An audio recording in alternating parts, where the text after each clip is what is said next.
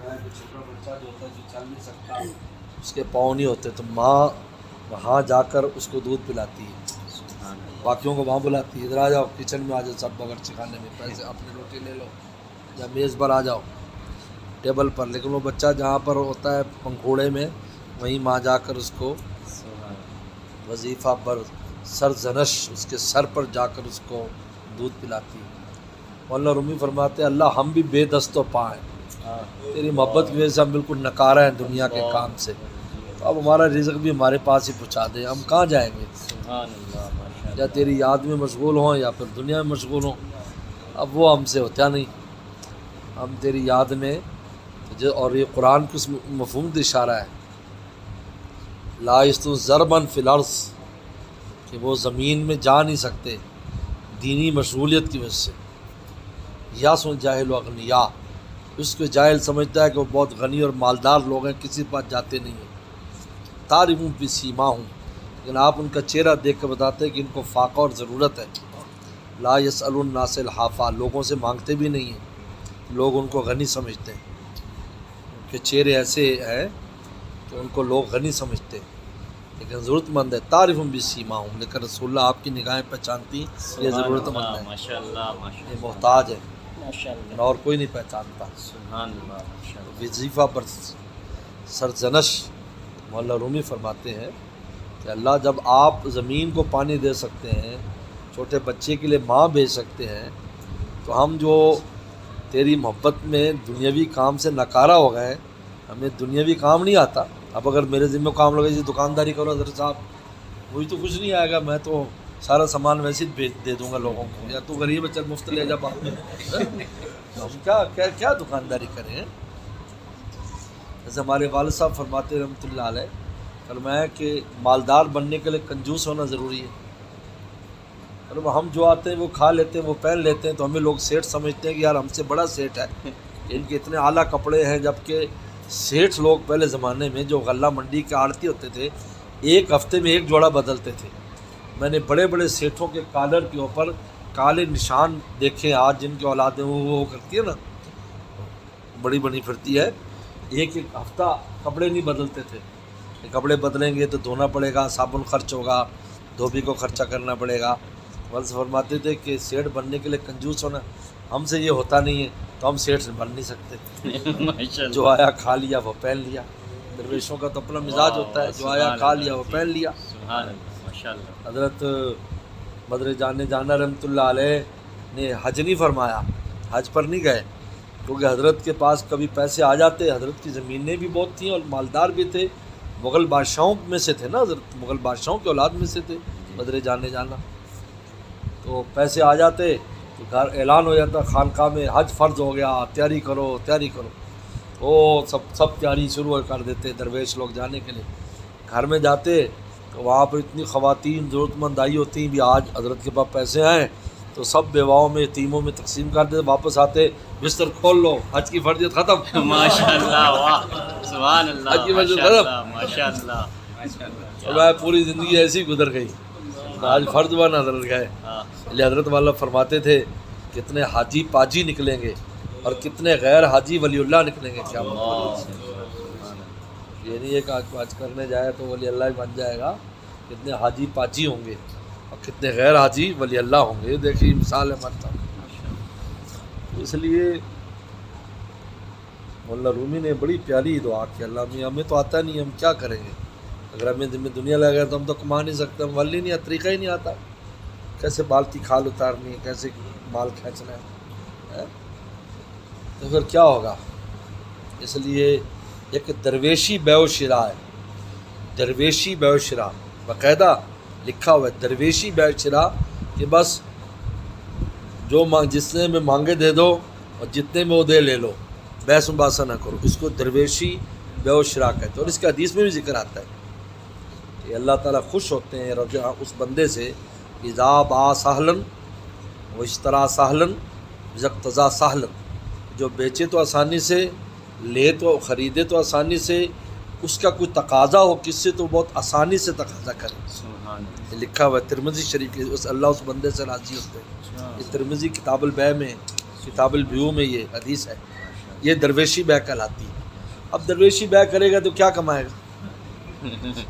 اور کہے گا جی ادھے پیسے میں لے جا بھائی، ادھے پیسے میں لے جا، اگر مفت لے جا بھائی تو کیا کمائے گا وہ؟ لہٰذا مولانا رومی فرماتے ہیں اللہ ہمیں تو طریقہ آتا نہیں ہے، لہٰذا ہم اس بچے کی طرح ہیں جس کی ٹانگیں نہیں ہیں، لہٰذا آپ ہی ہمارا رزق ہمارے گھر بھیج دیجیے تاکہ ہم وہیں روٹی کھائیں. بس اپنا تو یہی ذوق ہے. ہمیں تو بہت ڈر لگتا ہے، اللہ معاف فرمائے، کمائی کے کسی دھندے سے بہت ڈر لگتا ہے. اللہ ہمارا مفت کی روٹی. حضرت مدنی رحمۃ کسی نے کہا حضرت فلاں بندہ آپ کی بڑی مخالفت کرتا ہے. فرمایا کہ بھائی جب پیدا ہوئے تو ماں باپ کی مفت کی کھائی، بڑے ہوئے تو مدرسوں میں مفت کی کھائی، اور اب جو ہیں مخلوق کی مفت کی روٹی کھا رہے ہیں. سب خدمت کرتے ہیں، مفت کی روٹی کھا رہے ہیں.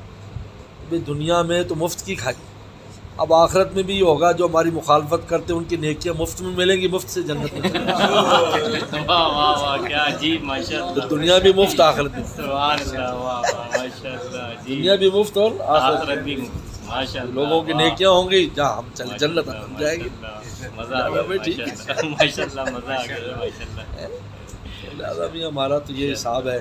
اس لیے کذالک جعلنا لکل نبی عدوا من الشیاطین والانس، ہر نبی کے لیے دشمن بنایا ہے انسانوں جنات میں سے بھی، انسانوں میں سے. ولی اللہ کے بھی دشمن ہوتے ہیں، ان کی نیکیاں ہوں گی جنت میں جائیں گے. یہ تکوینی معاملہ ہے، یہ جال تکوینی ہے. جال دو طرح کا ہوتا ہے، جالنا ہم نے، جال دو ہوتا ہے، جال تشریعی یعنی شرعی حکم. جعلنا البیت مثابۃ للناس، ہم نے بیت اللہ کو لوگوں کے جو نا مثاب اور مرکز بنایا، وہاں اجر و ثواب کمائیں. یہ جال تشریعی ہے شرعن. ایک جال تکوینی ہے کہ ہم تکوینی طور پر انبیاء السلام کے دشمن بناتے ہیں، یعنی مخلوق ان کی دشمن ہوتی ہے حق والوں کی. اور اسی طرح نائبین پیغمبر جو ہوں گے، اگر نائبین پیغمبر کا دشمن ہونا یہ اللہ کا ایک تکوینی معاملہ ہے. اس میں بہت راز ہے بس. اس لیے ہمارے حضرت نے ایک عجیب بات بتائی، شاید ہی کسی نے بات لکھی ہو. فرمایا کہ یہ جو ہم دین کے خادم ہیں تو ہم یہ کہتے ہیں کہ یار اطمینان قلبی سے ہم دین کی خدمت کریں، ہمیں کوئی تنگ نہ کرے، کوئی تنگ نہ کرے، ہم اطمینان سے دین کی خدمت کریں. اللہ تعالیٰ نے فرمایا کہ پیغمبر السلام کو پوری زندگی چین نہیں لینے دیا. مکہ میں مکہ والے مشرکین نے ستایا، مدینے میں منافقین اور یہودیوں نے ستایا، آخر تک وفات تک. چنانچہ قرآن خود کہتا ہے وَيَضِيقُ صَدْرُكَ بِمَا يَقُولُونَ، ان کی باتوں سے آپ کا دل تنگ ہو جاتا ہے. فَسَبِّحْ بِحَمْدِ رَبِّكَ، آپ تسبیح کریں. تو معلوم یہ ہوا کہ اطمینان قلبی کے ساتھ دین کی خدمت مطلوب نہیں ہے. چاہے تشویش قلبی ہو لیکن خدمت ہونی چاہیے. سبحان اللہ جی. چاہے تشویش قلبی ہو، کیا ہونی چاہیے؟ خدمت. دین کی یعنی کہ آپ کو اطمینان نہیں، لوگ تنگ کر رہے ہیں، کوئی باتیں کر رہے ہیں، یار میں دیکھو اخلاص سے کر رہا ہوں پھر لوگ ایسے کہتے ہیں. نہیں، یہ مطلوب نہیں ہے. اگر ایسا ہوتا سب سے پہلے پیغمبر السلام کے لیے ایسے اسباب بنائے جاتے کہ کوئی بات کرنے والا نہ ہوتا اور دین خدمت ہوتی. لیکن وہیں یعنی پیغمبر السلام کی مجلس میں مذاق اڑاتے تھے، مجلس کے پیچھے بیٹھتے تھے اور ایسے دیکھتے تھے سلم بات فرما رہے ہیں اور ایسے دیکھ رہے ہیں کہ یہ کیا کہہ رہے ہیں، یہ قرآن کا نازل ہو رہا ہے، تھوڑا سا پیچھے. یہ تشویش ہوتی تھی آپ چلو، لیکن اس کے باوجود بھی آپ نے جو کام کیا قیامت تک کے لیے وہ چلا گیا، اس کے اثرات. اس لیے یہ کبھی یہ نہ کرے کہ بھئی ہمیں کوئی کچھ نہ کہے، ہم تو بڑا اونچا کام کر رہے ہیں. نہیں، اس میں اسی سے خلاص آتا ہے، اسی سے رجوع اللہ ہوتا ہے، اسی سے قبولیت ہے، کیونکہ اپنے کام پر نظر ہی نہیں ہوگی. واہ واہ ماشاء اللہ سبحان اللہ. آپ یار میں کر رہا ہوں، دیکھو فلانا یوں کہہ رہا ہے، فلانا یوں کہہ رہا ہے، عجیب لوگ ہیں. قبولیت ہوگی، کیونکہ اپنے کام پر جب نظر آتی ہے تو قبولیت ختم ہو جاتی ہے. اس لیے ہمارے دادا فرماتے کہ نیکی کر دریا میں ڈال، ہوتا تھا نا جی. تو ہمارے دادا پیر کیا فرماتے تھے کہ کچھ اور بات فرماتے تھے، کہتے ہیں دریا میں ڈال تو کچھ ہاں کرتا جاؤ ڈرتا جا، کرتا جاؤ ڈرتا جا. نیکی کا ڈر، پتہ نہیں قبول ہے کہ نہیں. تو لوگوں کا جو یہ کذالک کا جالنا، تو یہ جال تکوینی ہے کہ ہم نے ایک ہمارا ایک اس میں راز ہے تکوینی کہ ہم اپنے انبیاء السلام کی بھی دشمن پیدا کرتے ہیں، بناتے ہیں، اور وہ بھی اس لیے خواجہ موجود صاحب فرماتے تھے کیا ان کا منہ تھا میرے منہ کو آتے، کیا ان کا یعنی کوئی دشمن مجھ سے دشمنی کر سکے، اللہ کے دوستوں سے کوئی دشمنی کرے تباہ نہ ہو جائے، لیکن کیا ان کا منہ تھا میرے منہ کو آتے، یہ دشمن انہی کے ابھارے ہوئے، سبحان اللہ ماشاءاللہ کذالک جالنا، کذالک دشمن انہی کے ابھارے ہوئے ماشاءاللہ بہت زور لگا دے بس کرو۔ سبحان اللہ ماشاءاللہ سبحان اللہ جی آج پیر تھا نا یار، ماشاءاللہ سبحان اللہ واہ واہ ماشاءاللہ آج پیر کی مجلس ہوگی ماشاءاللہ سبحان اللہ اللہ تعالیٰ ایک دم سلامت رکھے